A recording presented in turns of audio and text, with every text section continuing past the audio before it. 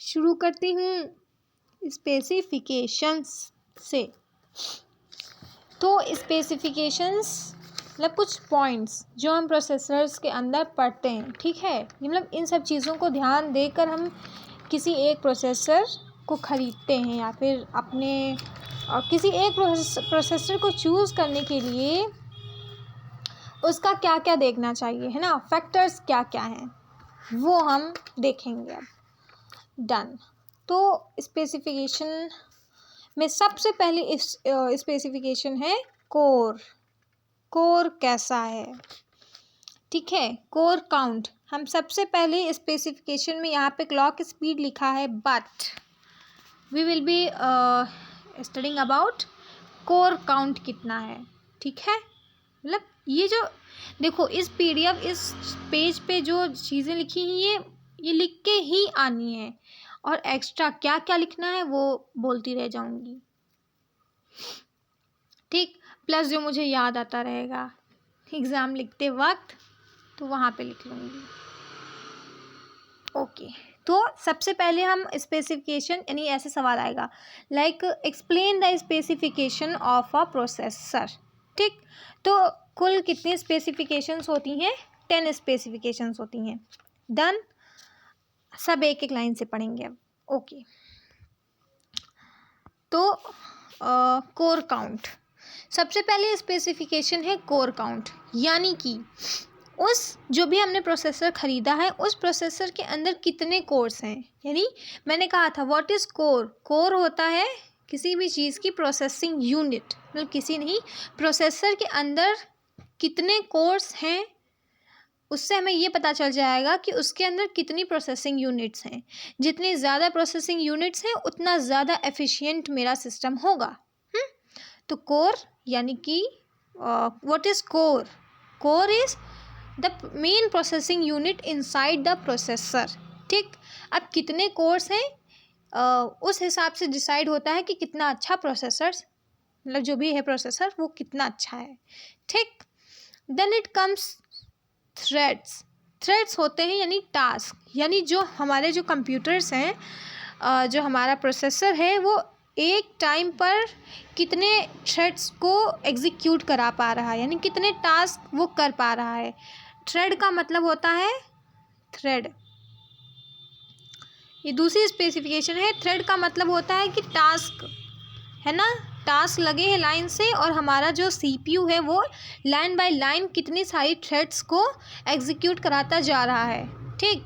तो बहुत सारे जो थ्रेड्स हैं मिलकर टास्क बनाते हैं और बहुत सारे टास्क मिलाकर एक कोई प्रोसेस बनाते हैं। तो थ्रेड्स क्या हो गई, एक स्मॉलेस्ट यूनिट ऑफ एग्जीक्यूशन हो गई, ठीक है। तो हम किसी प्रोसेसर को ख़रीदते वक्त ये भी देखते हैं कि वो एक टाइम पे या फिर एक सेकंड में वो कितनी सारी थ्रेड्स को एग्जीक्यूट करा सकता है, ठीक।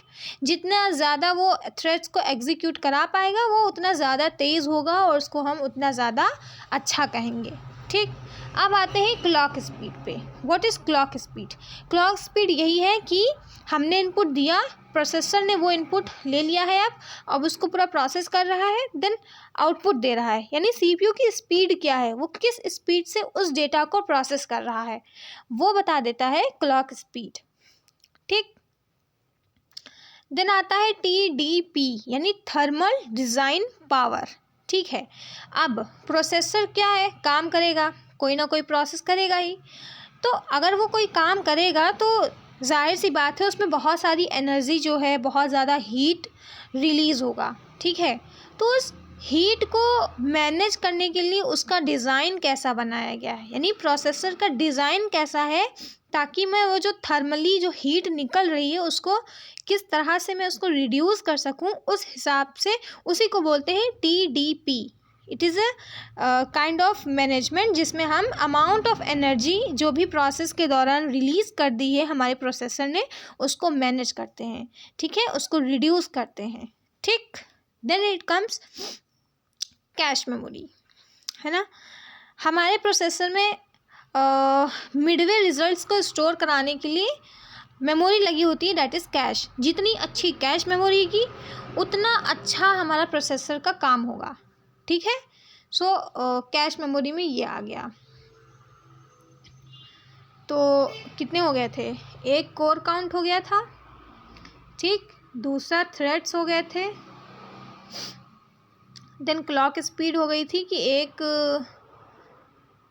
पूरे प्रोसेस को करने में कितना उसको टाइम लग रहा है, देन TDP यानी थर्मल डिज़ाइन पावर, इसको पढ़ा था। यानी कि जो हमारा प्रोसेसर है वो काम करता है तो उसमें से हीट निकालता है, उस हीट को मैनेज करने के लिए TDP का यूज़ हो रहा है, वो कैसा है, उसकी क्वालिटी कैसी है, उसका डिज़ाइन कैसा है, वो इसमें हम मैनेज करते हैं।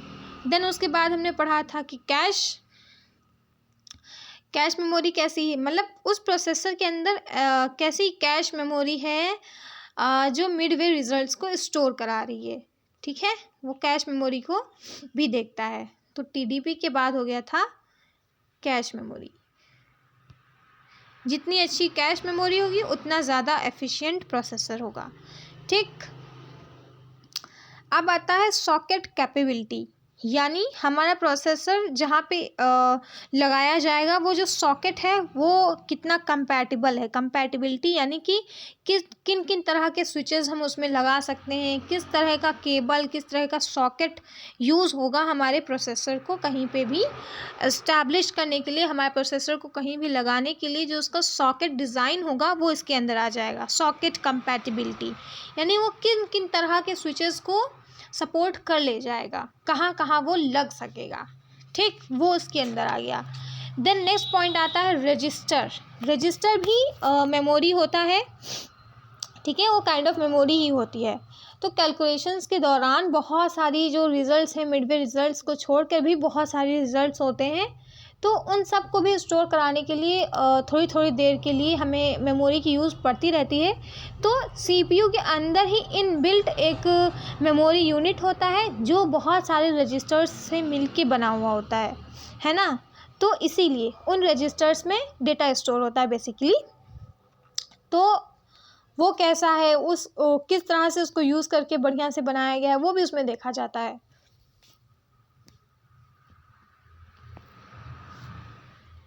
डन। तो ये स्पेसिफिकेशंस इतनी ही थी, ठीक। कैश मेमोरी के बाद हमने पढ़ लिया सॉकेट कंपैटिबिलिटी, सॉकेट कंपैटिबिलिटी, ठीक। सॉकेट कंपैटिबिलिटी हो गया। उसके बाद लास्ट रजिस्टर्स, ठीक, सॉकेट देन रजिस्टर्स, इतने सारे पॉइंट्स स्पेसिफिकेशंस में लिखेंगे, देन एक्सप्लेन कर देंगे, हमारा 1 पेज 2 पेज भर जाएगा। देन आएंगे हम नेक्स्ट क्वेश्चंस पे। नेक्स्ट है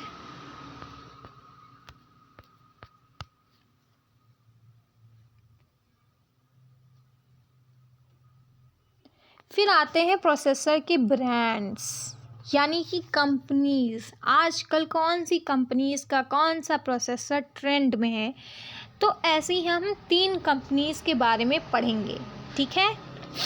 यानी हमारी 3 ऐसी कंपनीज़ हैं जो प्रोसेसर्स को बनाती हैं और उन्हें मार्केट में एज अ प्रोडक्ट देती हैं सबको, ठीक है। तो वो 3 कंपनीज़ को अच्छे से देखेंगे कि कौन सी कंपनी का कैसा प्रोसेसर है वो देखेंगे। यानी ब्रांड्स है ना, हर एक चीज़ की ब्रांड्स होती हैं। यानी अगर हम कहीं पे भी कुछ ख़रीदने जा रहे हैं, मान लीजिए हम कोई कुछ ख़रीदने जा रहे हैं, तो ब्रांड देखते ना कि किस ब्रांड का ख़रीदूँगी। तो ऐसे ही प्रोसेसर जब ख़रीदने कोई जा रहा है तो किस ब्रांड का ख़रीदेगा। तो उन ब्रांड्स में आते हैं 3 ब्रांड्स, ठीक है, जो आजकल मार्केट में एकदम टॉप पे हैं। वो हैं 3 ब्रांड्स। तीनों ब्रांड्स यहाँ पे देखो लिखे हैं। सबसे पहला है इंटेल प्रोसेसर्स, यानी जो इंटेल के प्रोसेसर्स होते हैं वो वाला। इंटेल एक कंपनी है, ठीक है, Intel company. Then Pentium company, done. Then AMD processors, ठीक। तो ये 3 टाइप्स के ब्रांड्स हैं हमारे पास, ठीक है। तो अगर मान लो कि वो आ गया है ना, देखो, अगर देखो इसको हम टाइप्स ऑफ प्रोसेसर्स में भी डाल सकते हैं, टाइप्स ऑफ प्रोसेसर्स आया, तो सिंगल कोर और dual core, quad core, multi core सब एक्सप्लेन कर दिया। देन मुझे लग रहा है कि थोड़ी तो कंटेंट की कमी है, तो मैं उसके नीचे एक नया बढ़िया सा हेडिंग डालूंगी कि different types of brands of computer. ठीक, तब मैं ये तीनों उसमें डाल दूंगी। पहला इंटेल के बारे में लिख दूंगी, दूसरा पेंटियम के बारे में लिख दूंगी, देन AMD के बारे में लिख दूंगी, 3 ये लिख दूंगी, काम बन जाएगा। तो इंटेल कैसी कंपनी थी? इंटेल का मतलब फुल फॉर्म अगर देखें तो इंटेल कंपनी का फुल फॉर्म है इंटीग्रेटेड इलेक्ट्रॉनिक्स। ठीक, इंटेल एक कंपनी का नाम है जिसका फुल फॉर्म है इंटीग्रेटेड इलेक्ट्रॉनिक्स। सो ये है, ये USA की एक कंपनी है, 1968 में खुली थी। ठीक है, इंटेल की जो कंपनी थी एक USA की कंपनी है और वो 1968 में खुली थी। ठीक, देन इंटेल की कंपनी है और खुली थी। High performance, reliability and power efficiency. जो इंटेल कंपनी के प्रोसेसर्स होते हैं वो बहुत ही हाई परफॉर्मेंस के होते हैं, यानी उसका जो परफॉर्मेंस लेवल है बहुत ही हाई होता है, बहुत ही ट्रस्ट वर्दी होता है, यानी उस पर हम रिलायबल हो सकते हैं उसके ऊपर। बहुत ही पावर को एफिशिएंट तरीके से मैनेज करता है। इंटेल कंपनी के जो प्रोसेसर्स हैं वो high performance, high reliability, high power efficiency उसकी खूबियाँ हैं। ठीक, ये बहुत जगह प्रोसेसर्स लगाए जाते हैं, लैपटॉप्स में लगाए जाते हैं ऐसे प्रोसेसर्स इंटेल कंपनी के, डेस्कटॉप्स में लगाए जाते हैं और सर्वर्स में भी, जो सर्वर वाले जो कंप्यूटर्स होते हैं उनमें भी इस प्रोसेसर का यूज़ किया जाता है। ठीक है, इनकी जो थ्रेडिंग मैंने बताया था, thread, what is thread? Thread होता है कि सबसे स्मॉलेस्ट यूनिट ऑफ एग्जीक्यूशन। ठीक, तो थ्रेडिंग अगर इसकी देखी जाए इंटेल कंपनी के प्रोसेसर्स की, तो इसकी हाइपर थ्रेडिंग होती है, यानी इसकी जो थ्रेडिंग होती है वो नेक्स्ट लेवल की होती है, बहुत ही हाई लेवल थ्रेडिंग पाई जाती है इसमें, यानी बहुत ही अच्छे से थ्रेड्स को ये मैनेज करता है। थ्रेड यानी कि टास्क। ओके, इसका जो ग्राफिक्स होता है, यानी ग्राफिक्स को भी इसका प्रोसेसर बहुत ही अच्छे से मैनेज कर सकता है। इसमें पावर कंजप्शन कम होता है, यानी ये जो प्रोसेसर होता है वो बैटरी काइंड ऑफ लाइट या फिर एनर्जी, इलेक्ट्रिकल एनर्जी बहुत ही कम यूज़ करता है।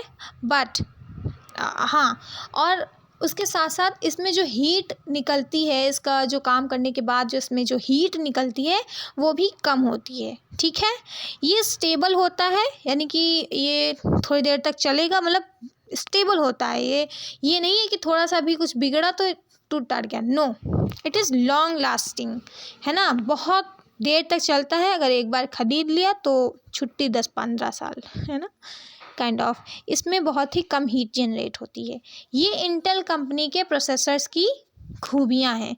एग्जाम्पल में आई सीरीज़ आ जाएगा। आई सीरीज़ यानी कि इंटेल कोर, एग्जाम्पल्स ये हैं, कोर i3, फिर i5 आया, देन i7 आया, तो ये इंटेल प्रोसेसर के एग्जाम्पल्स हैं। ठीक,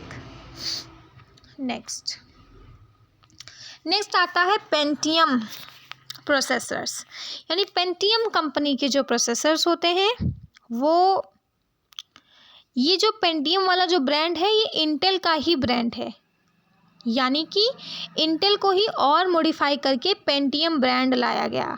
ठीक है, नहीं, पेंटियम को मॉडिफाई करके इंटेल लाया गया था। इंटेल से पहले इंटेल कंपनी के पास पेंटियम प्रोसेसर्स थे, यानी कि Pentium processors are older but still active Intel brand, यानी इंटेल कंपनी का ये अभी भी एक्टिव ब्रांड है, इसलिए उसको पढ़ा जा रहा है।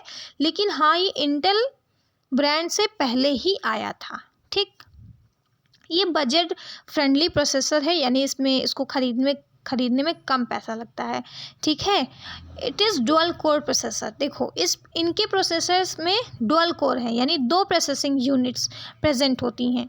ठीक है, बिल्ट इन ग्राफिक्स, यानी इन प्रोसेसर के बाहर से हमको कुछ ग्राफिक कार्ड नहीं लगाना पड़ेगा। अगर हमें ग्राफिक डिज़ाइनिंग वगैरह करनी है तो इन प्रोसेसर के अंदर ही ये ग्राफिक वाली सुविधा है। ओके, बिल्ट इन ग्राफिक्स है इसके अंदर, ठीक।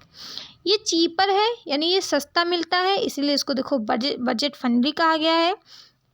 इसमें भी जो हीट का हीट जनरेट करता है ये तो लो करता है, ओके। देन आता है AMD ब्रांड, यानी एक ये नई कंपनी है और AMD ब्रांड है कुछ, ठीक। ये एडवांस्ड माइक्रो डिवाइसेस, AMD का full form advanced micro devices. ये AMD जो है एक ऐसा ब्रांड है, AMD जो ब्रांड है ये एडवांस्ड माइक्रो डिवाइसेस इसका फुल फॉर्म है। ये अफोर्डेबल है, यानी कि इसको ख़रीद सकते हैं बढ़िया से। अफोर्डेबल यानी उनको कम पैसे में बहुत ही अच्छी सुविधाएं मिलेंगी, ठीक। ये मल्टीटास्किंग है, यानी एक ही टाइम पर इसको बहुत सारे टास्क इससे हम करा सकते हैं, ठीक है। मल्टी थ्रेडिंग है ये, यानी इसमें एक ही टाइम पे हम डिफरेंट काइंड ऑफ थ्रेड्स यानी कि स्मॉलेस्ट एग्जीक्यूशन यूनिट, ठीक है, बहुत सारी यूनिट्स को एक साथ एग्जीक्यूट करा सकते हैं, ठीक है। More course at lower price, more course यानी इसमें ज़्यादा से ज़्यादा कोर्स हम पाते हैं, कोर यानी कि प्रोसेसिंग यूनिट, तो इसमें ज़्यादा से ज़्यादा कोर्स को पाते हैं कम पैसों में, यानी लोअर प्राइस में ज़्यादा कोर्स मिलेंगे इसके अंदर, ठीक। मोर हीट अंडर लोड, देखो अब ये मल्टीटास्किंग है, मल्टी थ्रेडिंग है, यानी एक ही टाइम पे इससे बहुत सारी टास्क करवाए जाएंगे, ठीक। यानी कि इसके ऊपर लोड आ जाएगा, यानी जब AMD प्रोसेसर्स के ऊपर ज़्यादा लोड आ जाता है तो ये हीट थोड़ा ज़्यादा प्रोड्यूस करने लग जाता है, ठीक। ये AMD ब्रांड के प्रोसेसर्स हो गए। 3 ब्रांड्स हैं प्रोसेसर्स के, जो मन में आए वो ख़रीद सकते हैं। मार्केट में आजकल AMD ही चल रहा है, क्योंकि ये मल्टी थ्रेडिंग और मल्टीटास्किंग के लिए जाना जा रहा है, इसीलिए AMD मार्केट में राज कर रहा है, okay. Then comes motherboard. Motherboard क्या है? मदरबोर्ड एक ऐसा सर्किट बोर्ड है जिसके ऊपर हमारे जो कंपोनेंट्स हैं वो जाके में हम लोग मदरबोर्ड पे जाकर लगा देते हैं, ठीक है। यानी एक ऐसा सर्किट बोर्ड जिसके अंदर हम अपने कंप्यूटर के जो छोटे छोटे कंपोनेंट्स होते हैं जाके उसी मदरबोर्ड पे जाकर स्टिक करते हैं, लगाते हैं, ठीक है।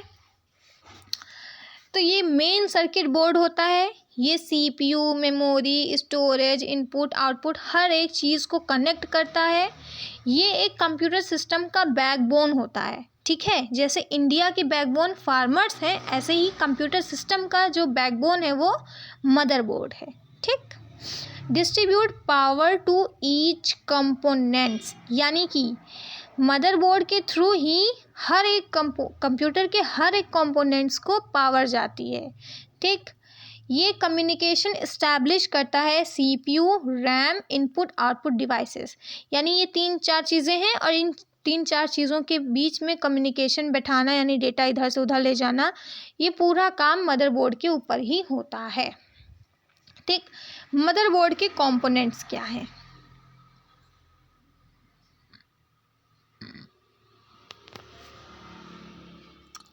मदरबोर्ड के कंपोनेंट्स, तो सबसे पहला कंपोनेंट है CPU सॉकेट, यानी कि CPU सॉकेट पे हम CPU यानी अपने प्रोसेसर को कनेक्ट कर देंगे लाकर, ठीक। सेकंड इसका कंपोनेंट है RAM स्लॉट्स, यानी RAM स्लॉट्स में जाके हम अपनी RAM को डाल देंगे, यानी RAM को जाकर कनेक्ट कर देंगे।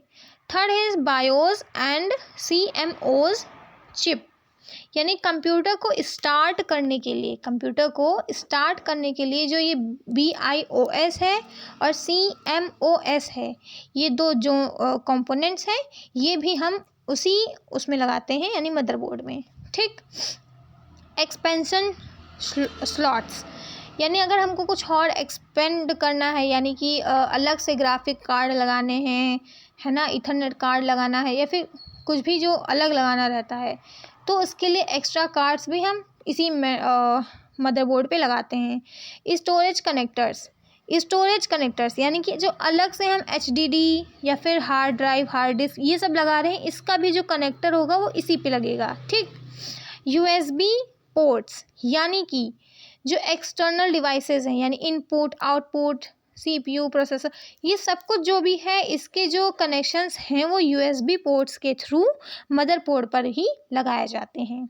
देन आती है छोटी सी CMOS बैटरी जो डेट एंड टाइम को और बहुत सारी चीज़ों को मैनेज करने के लिए पावर देती है, ठीक।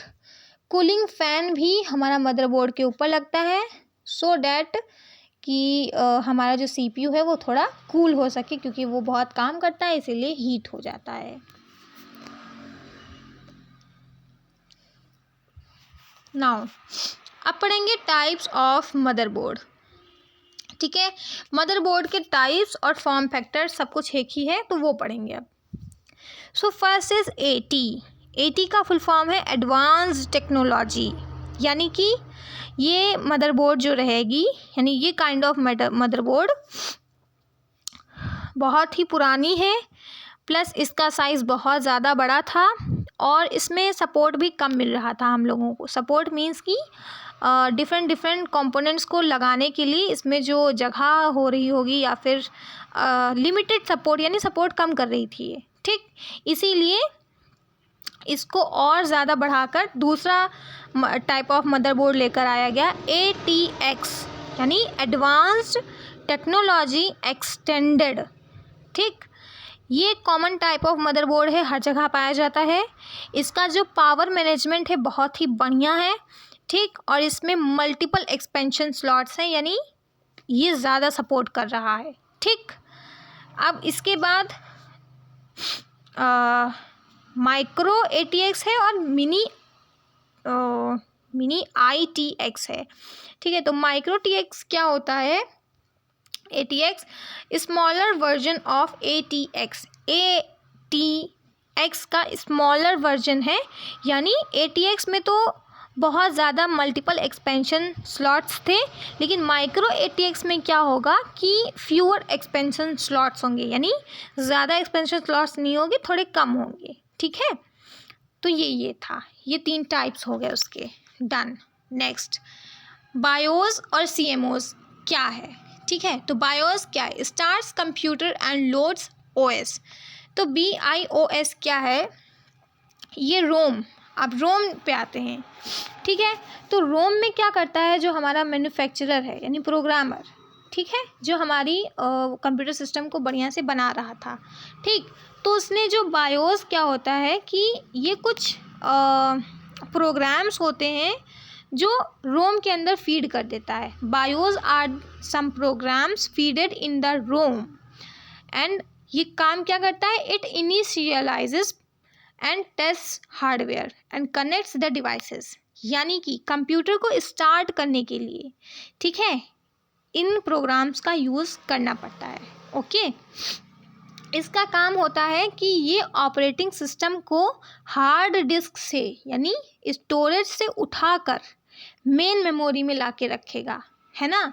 यानी BIOS का काम होता है कि वो ऑपरेटिंग सिस्टम का जो भी प्रोग्रामिंग है, पूरा बूटिंग प्रोसेस के लिए जितना भी प्रोग्राम है वो उसको लोड करेगा हार्ड डिस्क से और उठाकर मेमोरी के अंदर लाएगा, ठीक। और BIOS के थ्रू ही हार्डवेयर सॉफ्टवेयर सब कनेक्ट होंगे और आगे की प्रोसेसिंग शुरू होगी। यानी बेसिकली हमारे कंप्यूटर को चलाने के लिए, कंप्यूटर को ऑन करने के लिए BIOS का ज़रूरी, उसका प्रेजेंस होना ज़रूरी है, ठीक। तो अगर BIOS एब्सेंट होगा तो उसके एब्सेंस में क्या होगा? हमारा कंप्यूटर कुछ नहीं, बस एक खाली काली स्क्रीन होगी, ठीक है। इतना ज़्यादा इम्पॉर्टेंट है BIOS। इसका फुल फॉर्म है बेसिक इनपुट आउटपुट सिस्टम, ठीक। नेक्स्ट CMOS, ठीक है। ये एक छोटी सी मेमोरी चिप होती है CMOS। इसका फुल फॉर्म, CMOS का फुल फॉर्म CMOS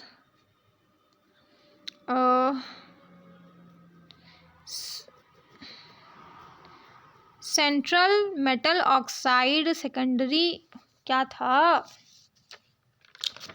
CMOs, इसका फुल फॉर्म मैं भूल गई।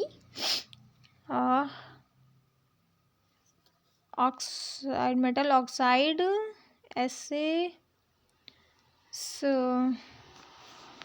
कुछ होगा, ठीक है। तो इसमें क्या रहता है, डेट एंड टाइम को मैनेज करने के लिए, BIOS की कॉन्फ़िगरेशन सेटिंग्स के लिए, यानी अब देखो BIOS ऑपरेटिंग सिस्टम को लोड करा रहा है, लेकिन BIOS को लोड कराने के लिए CMOs की ज़रूरत पड़ती है, यानी BIOS के जितने प्रोग्राम्स होते हैं वो CMOs में जाके स्टोर हुए होते हैं, ठीक है। और इसको पावर कौन करता है, एक छोटी सी बैटरी, ठीक। CMOs एक मेमोरी चिप है जिसके अंदर BIOS के प्रोग्राम्स भरे हुए होते हैं।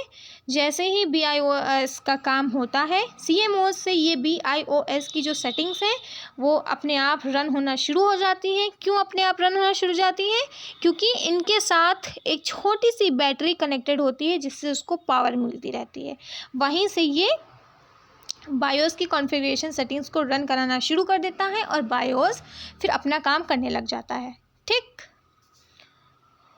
सो such as time, date, boot order, CMOs और भी बहुत चीज़ें हैंडल करती है, यानी कि टाइम क्या है, डेट क्या है, ये बाय डिफ़ॉल्ट सेट करती रहती है हमारे कंप्यूटर में, ओके।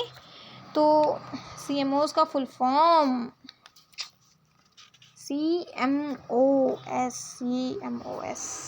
सेकेंडरी मेटल ऑक्साइड, देखना पड़ेगा, इसको सर्च करना पड़ेगा।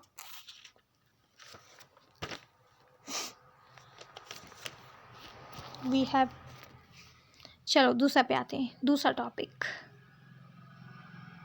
Then memory types of memory पढ़ा चुकी हूँ। सबसे पहले लिखेंगे प्राइमरी, देन उसको पूरा एक्सप्लेन कर देना, देन सेकेंडरी लिखेंगे, फिर उसको पूरा एक्सप्लेन कर देंगे, देन रैम लिखेंगे, उसको एक्सप्लेन करेंगे, देन रैम के टाइप्स को एक्सप्लेन करेंगे, यानी SRAM, DRAM, ठीक। ये उधर हो गया। देन रोम लिखेंगे। अब रोम के अंदर भी 3 रोम होती हैं, CD रोम, EPROM, EEPROM, ठीक। इन सबको भी पूरा एकदम एक्सप्लेन करेंगे। इतना हो गया। देन लास्ट में हम कैश मेमोरी एक्सप्लेन करेंगे, या फिर अगर हमारा मन है तो हम रजिस्टर्स भी एक्सप्लेन कर सकते हैं। तो इतनी सारी टाइप्स ऑफ मेमोरी हम पूरी एक्सप्लेन कर देंगे, ओके। बसेस क्या होती हैं, बसेस चैनल्स होती हैं, है ना, communication channels. Buses are the communication channels through which the components of a computer system communicate and transfers data from one component to another component।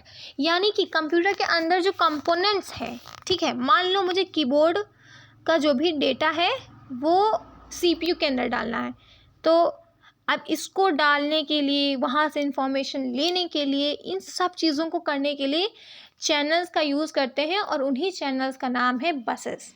ये 3 टाइप्स की बसेस होती हैं। First is address bus, second is data bus, and third is control bus, ठीक। तो data bus का use होता है data को इधर से उधर ले जाना, एड्रेस बस का यूज़ होता है एड्रेस को इधर से उधर ले जाना, और कंट्रोल बस का काम होता है डेटा बस और एड्रेस बस को कि जो डेटा फ्लो है उसको डायरेक्शन देना, ठीक है। डेटा बस जो होती है बाई डायरेक्शनल होती है और ये हमेशा डेटा कैरी करेगी। एड्रेस बस यूनी डायरेक्शनल होती है और इसमें जो CPU से मेमोरी तक जो एड्रेस का लेन देन होता है वो एड्रेस बस करती है, ठीक है। कंट्रोल बस बाई डायरेक्शनल होती है और यही डिटरमिन करती है कि जो डेटा ट्रांसफ़र हो रहा है वो कितने टाइम पे होगा, किस डायरेक्शन के थ्रू होकर जाएगा। प्लस अगर मान लो ट्रैफिक है तो ये कंट्रोल बस उस ट्रैफिक को भी कंट्रोल करता है, ठीक है, मैनेज करता है। So this is control bus.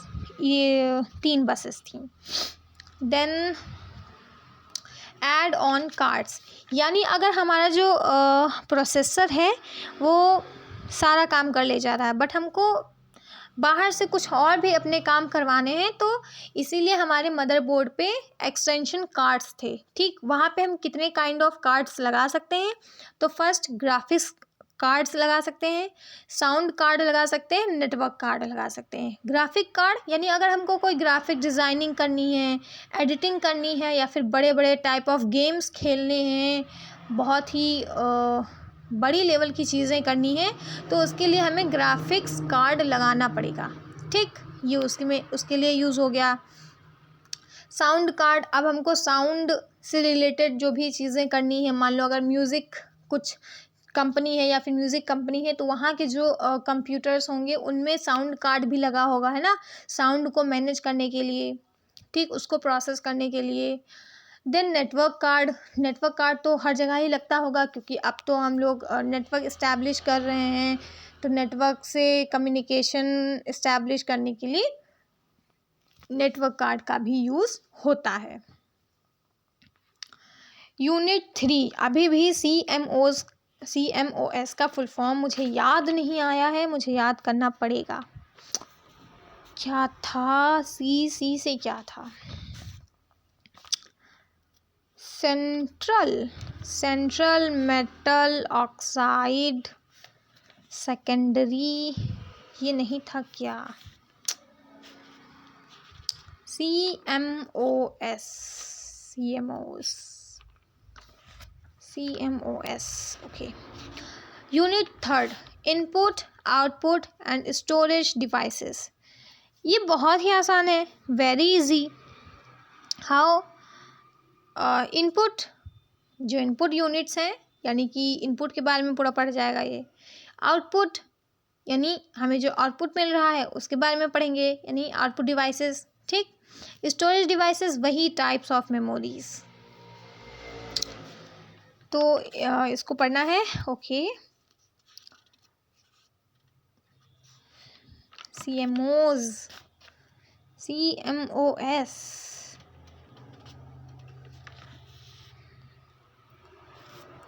का full form, CMOS।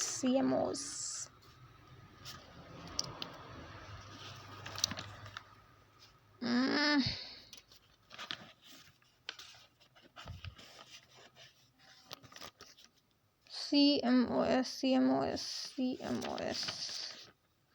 Yes, I can search it. Yes, I can really search it. Now I'm searching it. CMOS का full form.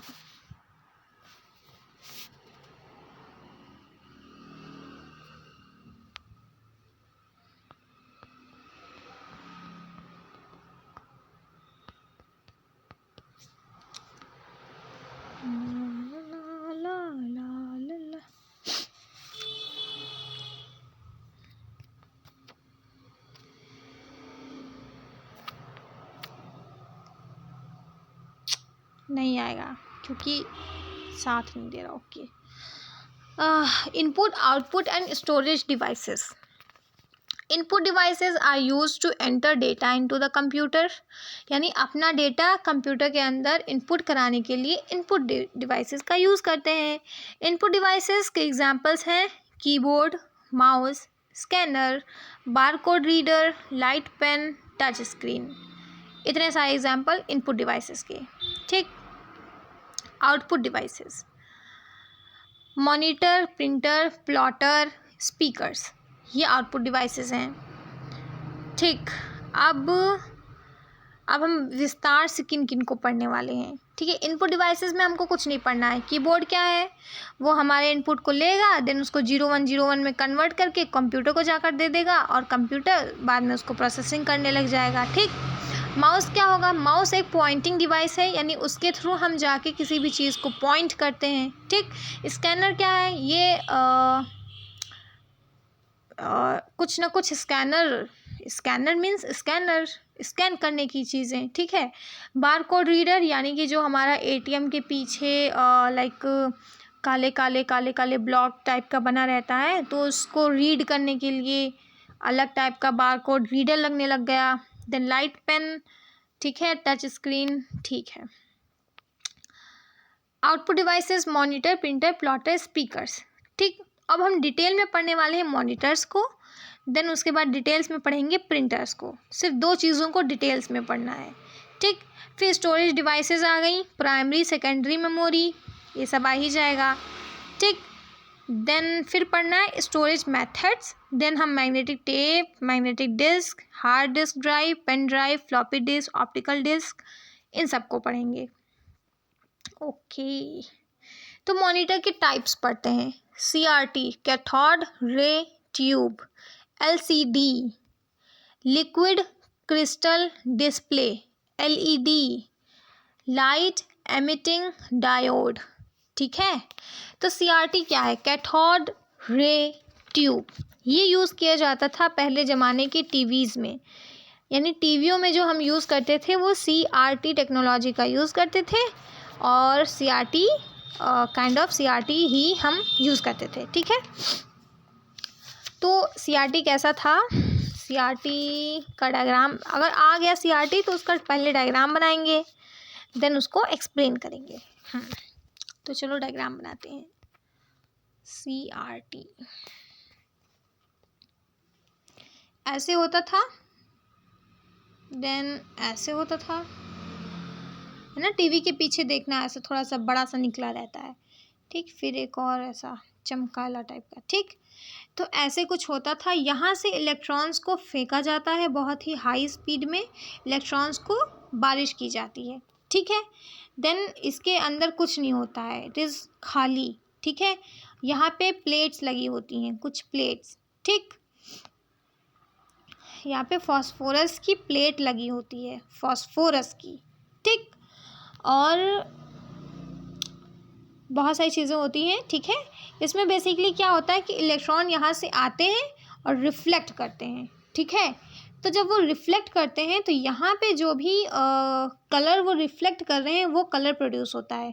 बस उसी की तरह से हमको मॉनिटर में दिखने लग जाता है कि ऐसा कलर आ रहा है, यानी कि, है ना, ये ऐसा रहता है कि इसमें सारी चीज़ें इलेक्ट्रॉन के रिफ्लेक्शंस के थ्रू हो रही हैं। तो CRT में ऐसे एक्सप्लेन कर देना, यानी डिस्प्लेइंग के लिए हम CRT टेक्निक का यूज़ करते हैं, जिसके अंदर इलेक्ट्रॉन गन होती है, जिससे हाई स्पीड पे इलेक्ट्रॉन्स को प्लेट्स के ऊपर फेंका जाता है और वो वहाँ से रिफ्लेक्ट करते हैं, और जैसे ही टकराते हैं, काइंड ऑफ स्क्रीन से टकराते हैं, तो कलर प्रोड्यूस करते हैं। उसके थ्रू हमें मॉनिटर में कलर्स दिखने लग जाते हैं, ठीक। CRT यहाँ पे कंप्लीट हो गया।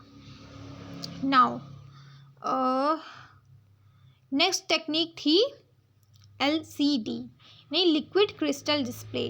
अब देखो यहाँ इलेक्ट्रॉन का काम है, यानी गर्मी आ रही थी, इलेक्ट्रॉन का काम जहाँ होगा वहाँ हीट ज़्यादा प्रोड्यूस होगी। तो इसको इन्हेंस करने के लिए नया टाइप का एक डिस्प्ले, एक स्क्रीन, एक मॉनिटर लाया गया, जिसको बोलते हैं LCD, ठीक। ये कैसा होता है? ये ऐसा होता है, इसका डायग्राम भी बनेगा।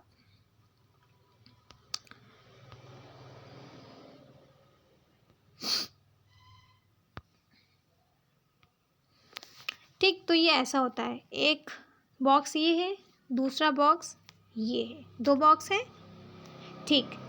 अब इसी में बीच में लिक्विड भरा हुआ है, दिस इज लिक्विड,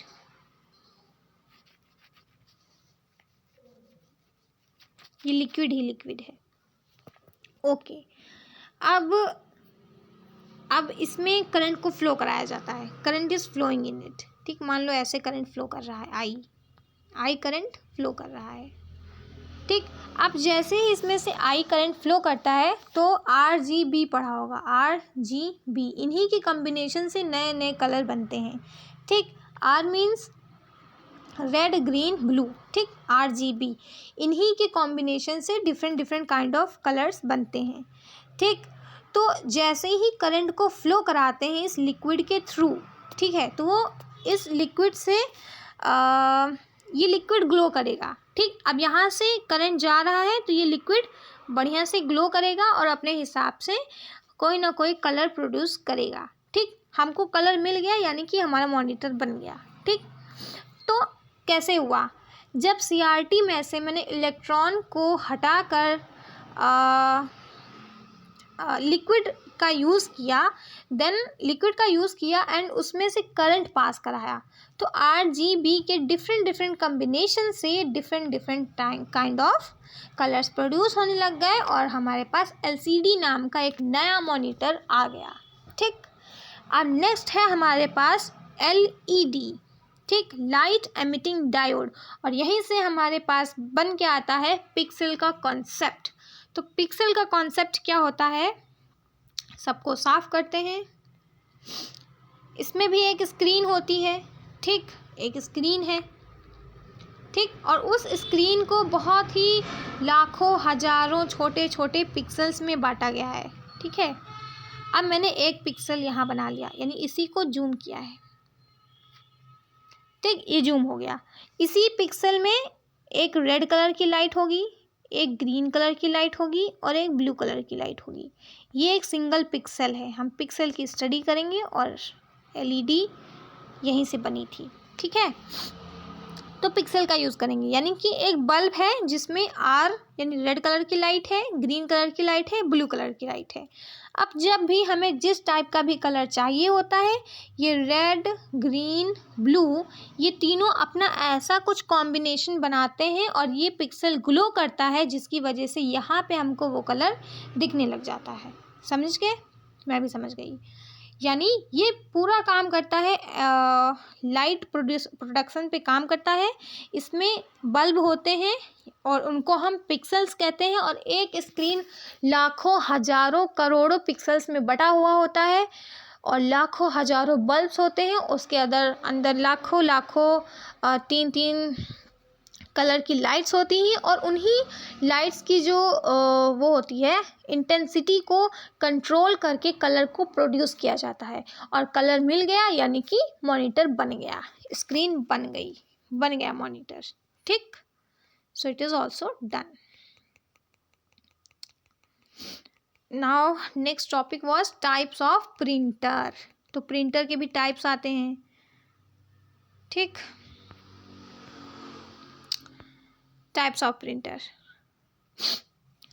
तो प्रिंटर होते हैं, पहला टाइप है इम्पैक्ट और दूसरा टाइप है नॉन इम्पैक्ट। इम्पैक्ट के अंदर डॉट मैट्रिक्स प्रिंटर पढ़ते हैं और नॉन इम्पैक्ट के अंदर इंकजेट और लेज़र प्रिंटर पढ़ते हैं।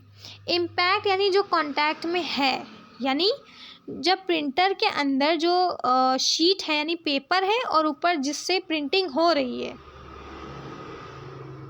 ठीक, तो जिस भी पार्ट से प्रिंटिंग हो रही है वो पार्ट और शीट टच में है, वो हो गया इम्पैक्ट प्रिंटर में। और इसी में आ जाता है डॉट मैट्रिक्स प्रिंटर, ठीक। नॉन इम्पैक्ट प्रिंटर यानी जो हमारा पेपर है और जो प्रिंटिंग एक्चुअली में कर रहा है, वो दोनों हवे में यानी कांटेक्ट में नहीं, एक दूसरे से टच नहीं हो रहे हैं, ये बिना कांटेक्ट के प्रिंटिंग हो रही है इधर, ठीक है। तो दो टाइप्स ऑफ प्रिंटर्स पढ़ रहे हैं, पहला टाइप है इम्पैक्ट, दूसरा टाइप है नॉन इम्पैक्ट। देन इम्पैक्ट के अंदर डॉट मैट्रिक्स के बारे में पढ़ते हैं और नॉन इम्पैक्ट के अंदर दो प्रिंटर्स के बारे में पढ़ते हैं, इंकजेट एंड लेज़र प्रिंटर।